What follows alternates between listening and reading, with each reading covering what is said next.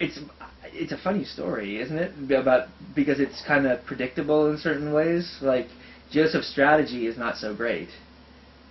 A woman who's lusting after you to ignore, and it says in one of the translations it's different. It says he's talking despite that she talked to Joseph every day. Mm-hmm. Well, he shouldn't have talked to her first of all, and he also shouldn't have been in her presence ignoring her. Like either way, he was eliciting like lustful behavior. I mean, it was kind of not surprising that she ended up just grabbing him and begging for it. I don't know, Joseph. Sometimes I don't know how well Joseph knows people, because the fact that he could do what he did with his brothers and behave, oh no, I don't want it, woman. Like just I got other things that I like more. Like oh yeah, that's gonna turn her off. Like no, I mean it's like he doesn't know people so well. I mean, don't you think? Like that was a bad situation. He needed to find a way to be physically in a different place. Where did you find that coat? Was it given by your father? No. I must have purchased this coat sometime within the last couple of years. And the socks? Socks I believe, are from Las Vegas. And the shoes? The shoes were I got at an outlet on the way home from Las Vegas. There's a Skechers outlet, and actually on December 23rd, there's a Skechers holiday party. I forget the name, but I guess I don't know if he's the CEO or what. He invited me to that party and promised he would bring me a bunch of free shoes. but those are I like these. They're very comfortable. They look comfortable. Yeah. They are, and this is a whole new look for you that I haven't seen before. Well. Yeah, but I mean... It hasn't been this cold before. So. It hasn't been this cold, so this is for the cold. The pants are for I've been dressing up a little more, I think, because of the funereal stuff. Mm-hmm. And the socks? What accounts for the socks? Well, the way I've always been is when I win money in Las Vegas, or I spend it all on stupid stuff. Not on hookers. On socks. Well, towels. No towel today, Joey? No, but I'm not sweating. I don't think. But he brought a towel to shore and was like walking down Pico Boulevard with it, wiping and asking, "Is this okay?" Yeah. Well, first of all, let me say, if you're worried about such things, it was also a Vegas towel. It was a $300 Louis Vuitton towel, and also it was necessary because I was in a real sweating phase. You could have gotten how many Alexander Technique lessons? You could have had at least 4 Alexander Technique lessons. I know, but it would have been very bad for me. You can't do that with Las Vegas, because I can win in Las Vegas. I'm all right at counting cards. What's wrong with saving the money instead of blowing it on? Because it can't become real money. It's not. If you start to view winnings from Las Vegas as a source of as an income, you put yourself in a bad hole. And I have friends who've, I told you I have a friend who lost just an obscene amount of money, and that's how it happens, is that they start factoring Vegas into their life. Mm-hmm. And I saw pretty early on that was a bad road to go down. So if I do go to Vegas for whatever reason, in this case with this friend, I'm not going to, that money will not be any useful to me. I'll buy silly stuff. According to one view in the Talmud, Joseph's resistance had cracked, and the work he came to do was to yield to her advances. But then the visage of his father appeared to him, saying that if he consorted with her, his name would not be worthy to appear with those of his brothers on the Kohen Gadol's breastplate. When Joseph heard that he would be forfeiting his standing as a building block of the Jewish people, he strengthened his resolve and resisted her importunities. Wait, so he said his visage cracked, and he was... the visage of his father appeared to him. Oh, okay. And that's what gave him the strength. The strength. Yeah. Well, I mean, we know he's got a big ego. He wants to be lord of his brothers, so he doesn't like the idea that he's going to lose his... But also, I mean, there's truth, though, to the idea that, like, in moments of weakness, you ask yourself, what kind of person do I want to be? And sometimes it works, and sometimes it does not.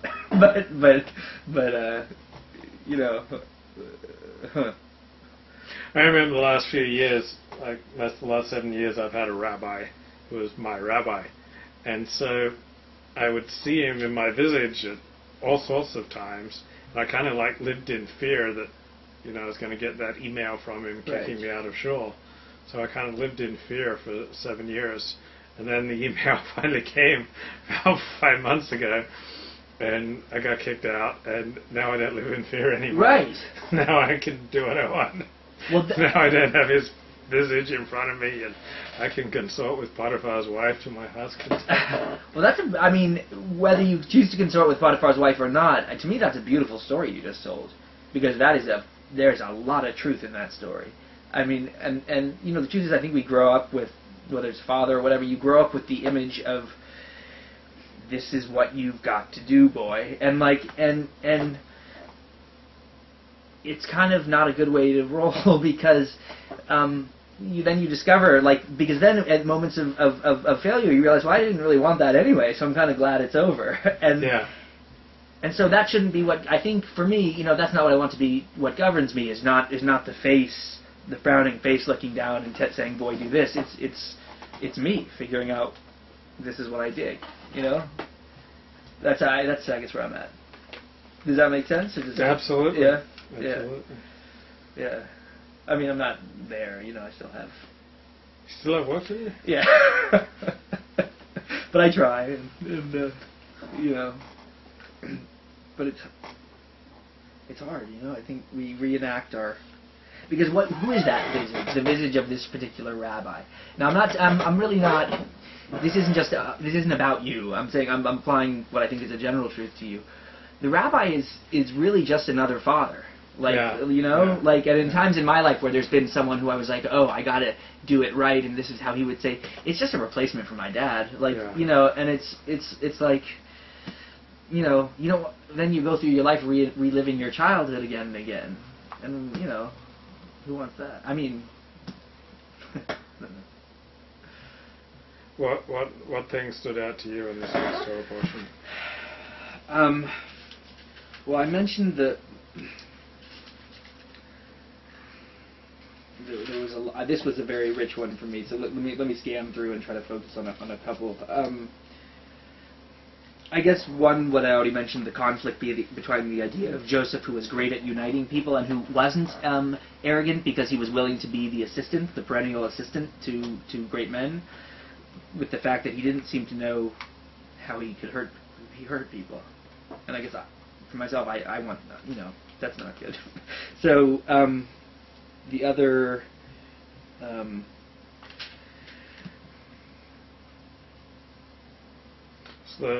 It's always the shortest answer of every Torah talk. It's when I turn to Joey and ask him, so what stood out for you in this week's Torah portion? Well, take that as a compliment. This long silence. And then I silence, like, I don't know. No, but but that is a compliment, because things do jump out at me, and you do a real good job, I think, of covering interesting stuff I hadn't thought of, but also, I usually am kind of, you hit the spots.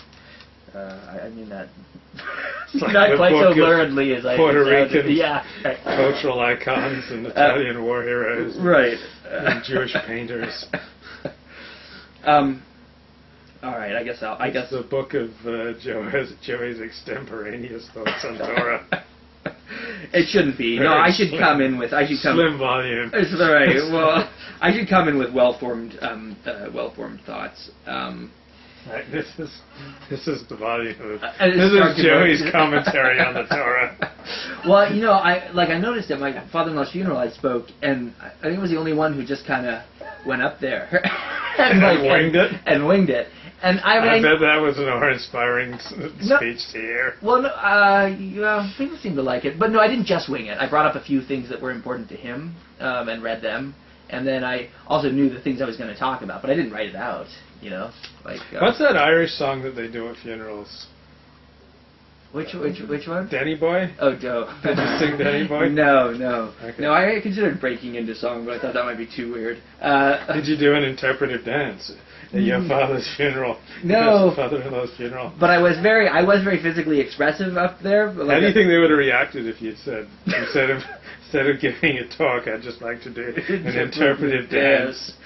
I think that would have crossed the line for them. They just they're used to me being kind of like eccentric. He was eccentric too, or what they think is eccentric.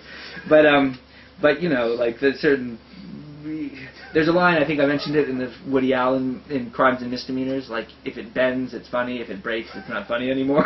Like, I think an interpretive dance would have broken it for them. Like, but, I don't know. I guess the reality is that unless you would like me to take a few minutes and identify a few of the things, next week I will, I think, make a point of here are the specific issues that I want to... writing down. Yeah, like writing and some stuff. Like writing down points. Well, just to throw, just to give myself some props, I did, He read this week's Torah. I really read it, and I read some commentaries, and it was a lot going on this week. So I'm okay with my performance this week, but I think next week I have to will be even better. Step it up. Yeah.